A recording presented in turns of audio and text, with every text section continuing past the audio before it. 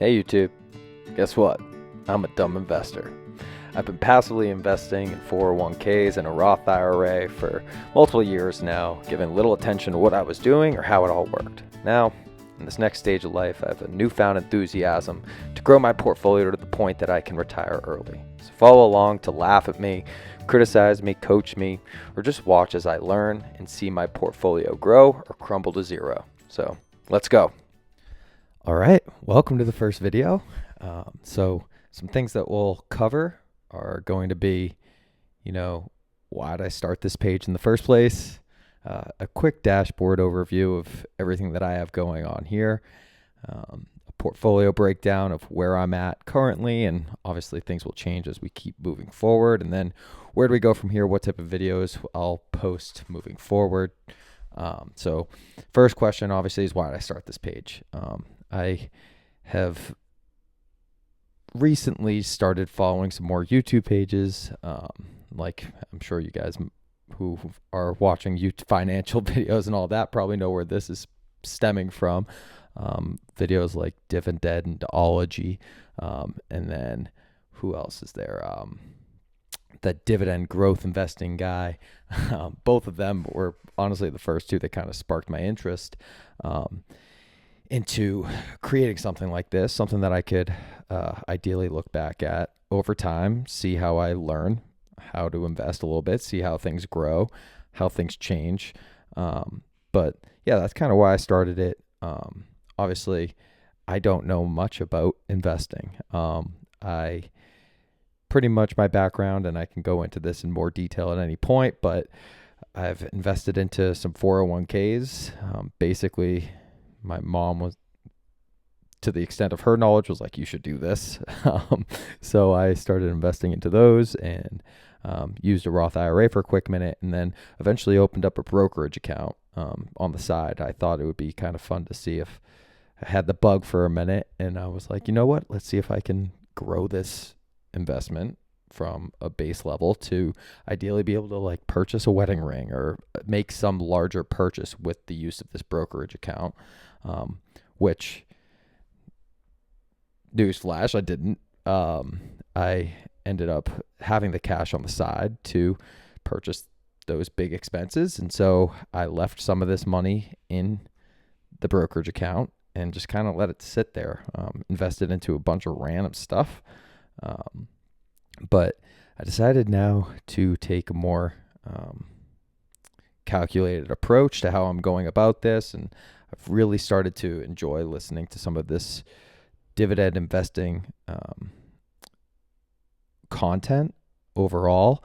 One thing that I feel like I've learned about myself through this process is that I really hate selling investments. I haven't done that once yet. I don't know why. I just can't get myself to actually let go, pull the trigger on it or anything like that. So that's kind of partially why I feel like going down this dividend investment path is a good idea. Ideally, I'm investing into positions that I never need to sell. So yeah, I started this to have a fun way to track and document what I learn over time as I continue to educate myself on this space, and then obviously be able to see how my investments grow over time. I think those things would be pretty fun to look back on over the years and see where things go. So yeah, that's kind of the first part. Why did I start the page? We can kind of go through a quick dashboard overview, and I've obviously taken a lot of this from Dividendology. I think his stuff was great, and I just put this together fairly recently, so I'm still kind of updating it and adding different things into my file. But yeah, so overall, my financial dashboard, here's my portfolio value right there, 32,000 right now. Overall, I've gained over 5,000. And I have a lot of different investments, 18 holdings right now that honestly, half of them, I don't even know why I did it, which is probably something that I need to work on moving forward. And then an estimated yearly dividend breakdown, and kind of elephant in the room. I've realized I'm pretty good at saving money. I'm just not good at actually using that money to my advantage. All of this money was in a checking account virtually that I was making zero interest or anything like that. So I'm starting to kind of expand my horizons, so to speak, and move it into something like SPACs on Fidelity. That's what I primarily use, so that it can be in a money market fund, which I learned can get you some additional interest, nearly 4% or right around 4% right now. So rather than just have it sitting there gaining $2 every month, now I'm able to kind of gain a little bit more than that, around 4% of whatever's in there. So that'll be fun to kind of see over time. But obviously, I still have a lot of cash. I have a big expense coming up. Obviously, I'm 30 years old and going to be moving forward with eventually buying a house. That's something that's right on the cusp of happening. I'm hoping to become a first-time homeowner in the near future. That's why I feel like I have so much cash. I want to be able to put down a good down payment on it. And honestly, I'm curious if anyone has feedback on what I'm doing here. That's kind of why I like this too. I want people to make comments on what I'm doing and criticize it, laugh at me, make good suggestions of what to do moving forward. That'd be awesome. And so, yeah, I have a cost to market value graph over here that Dividendology kind of went through in some of his videos. Percent gain, I have some heavy losers in there, but overall done decent, I guess. And then, yeah, what else do I got in here? I have my portfolio holdings. I have a quick investment graph that's I'm going to continue to update monthly so that I can see how these things track moving forward. A dividend calendar, which I can jump to quickly. So these are some of my holdings here and looking at some of the dividends and how my cash is changing. So this past month is really my first ever month where I've decided to really dive into this.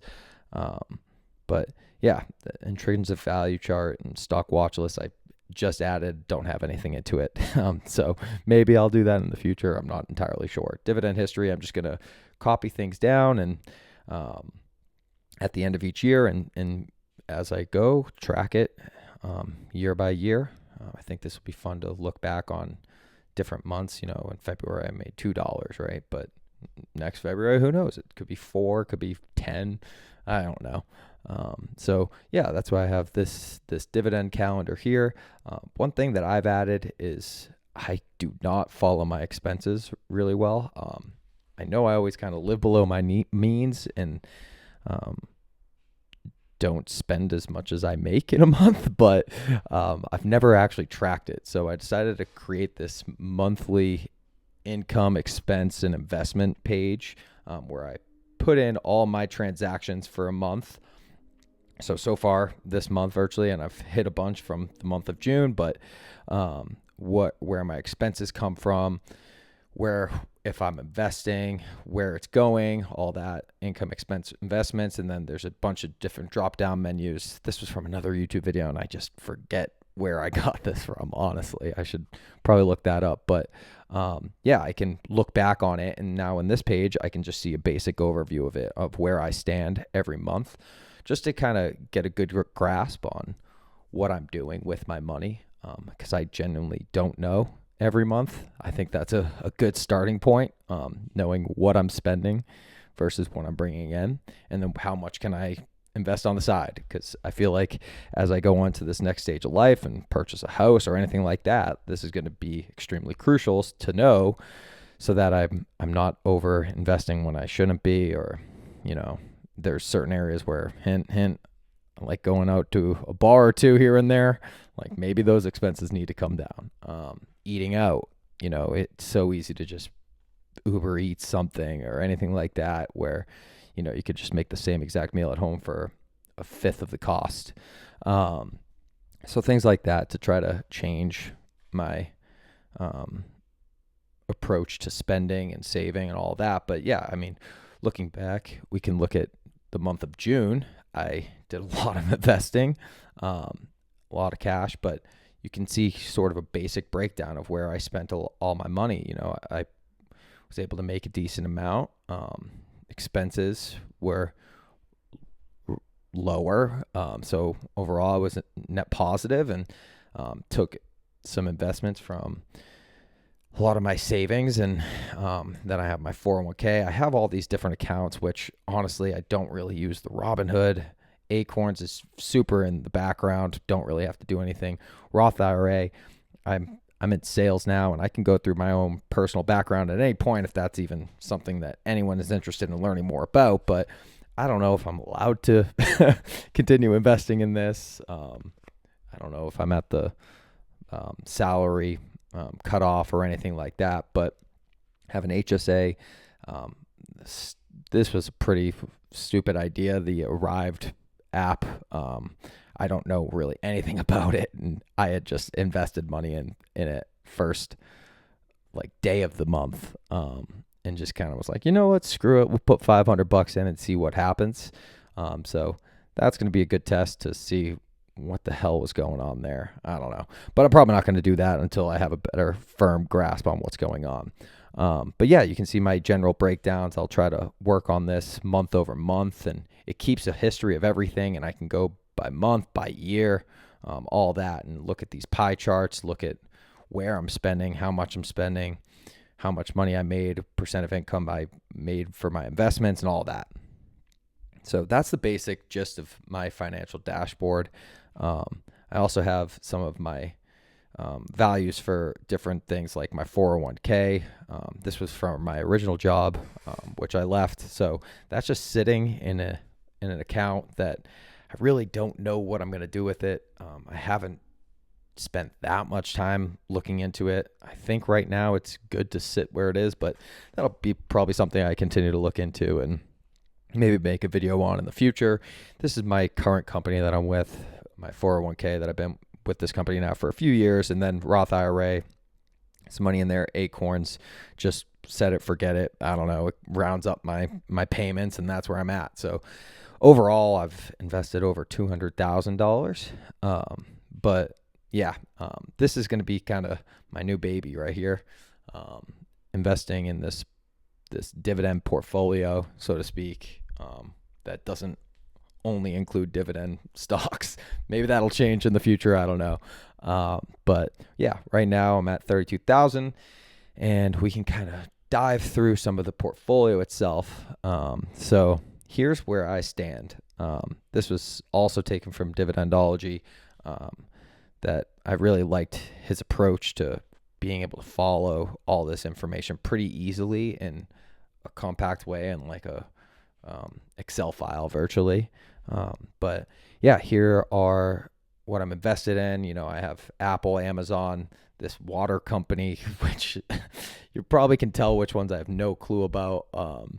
I'm on the Fidelity platform, so I have a fair amount of their mutual funds that I just thought were good ideas back in like 3-4 years ago. So I invested some money, and I always kind of realize, okay, reinvest dividends. I don't need that money right this second. So like keep putting it in there. Maybe that's just added benefits moving forward. So that's kind of why I started with this huge group.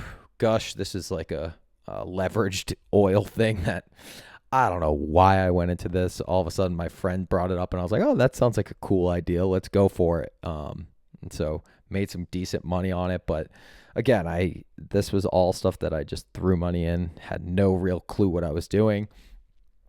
Hims was a different story. I obviously have heard of Hims. I see it on the advertisements everywhere. And so I'm in the medical space in some ways, and I realize that there's probably an opportunity with that. Granted, it's kind of been going downhill since that whole issue a few days ago with the semaglutide or whatever it was. So probably going to be looking into if this is worth continuing to invest in or not. But I had done that, and then all of a sudden it kind of blew up shortly after. So I kind of got lucky on there. And then, Coca-Cola, always kind of a classic one that everyone hears of when like Jimmy Buffett, Jesus, Warren Buffett. That's how much I know about investing. When Warren Buffett talks about investing, I feel like he always brings up Coca-Cola. He always has it in his hand. Everyone always posts about that. But yeah, I got in there. I like a Coke here and there, so screw it. Put some money in.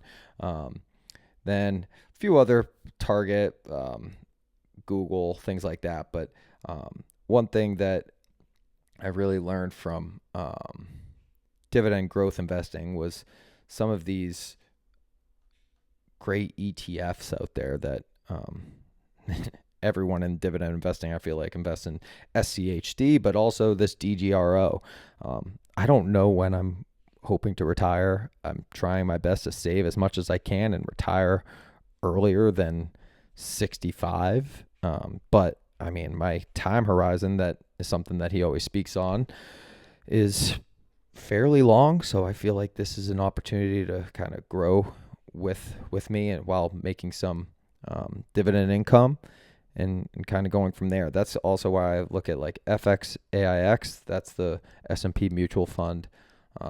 Why I continue to invest in that is solely because I have a fairly long time horizon. I might as well keep this position and grow it out and see what happens. And maybe at some point in time, I'll convert that to a dividend stock. But right now I have no reason to. And I actually just learned how to do a recurring investment. So I decided to just kind of throw $25 in every week and see what happens. Obviously that can change. If someone in the comments says I'm an idiot for that, I'll look into it, and who knows, maybe it's not the right move. But for now, I feel like that just kind of makes some sense.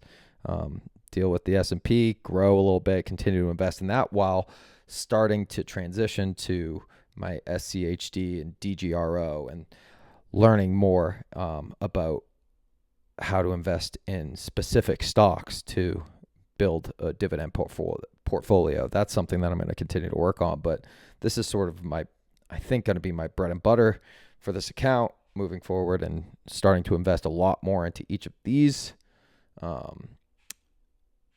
stocks and these ETFs compared to anything else in this account. But yeah, so that's the general overview of my holdings. Who knows what I'm going to do with some of these losses. That one's not actually that bad, but this one and this one, I mean, I don't know anything about these companies. Like, I should just get rid of them.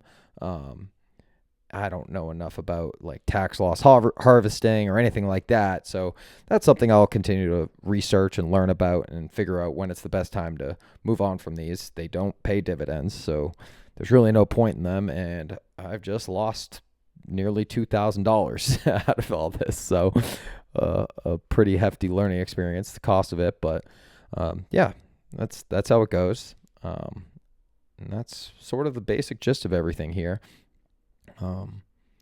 So where is it going from here? I'm going to hopefully just continue to create more updates on where my portfolio stands, how much I've invested, on a bi-weekly, monthly basis, what I've learned, what I've learned about, tax loss harvesting, about these different ways to invest in specific companies to make sound decisions with investing into a specific dividend stock. Those are the sort of things that I'm going to be covering, hopefully learning so that I can just personally look back on it and realize how far I've potentially come, or I'll lose everything, and yeah, that'll suck, but it could happen. I don't know. So that's really the basic gist of everything. Here's my investment graphs over time. So this is that new dividend portfolio that I'm starting. At the end of June, it had a value of $32,380, and my total investments had a value of $216,835. So I'm going to continue to update all of this and make it monthly so that I can hopefully see this moving up and up and up. But go down and down and down. I don't know. So that's it for this video. We'll see where things go from here. But yeah, would love any comments on what you saw in my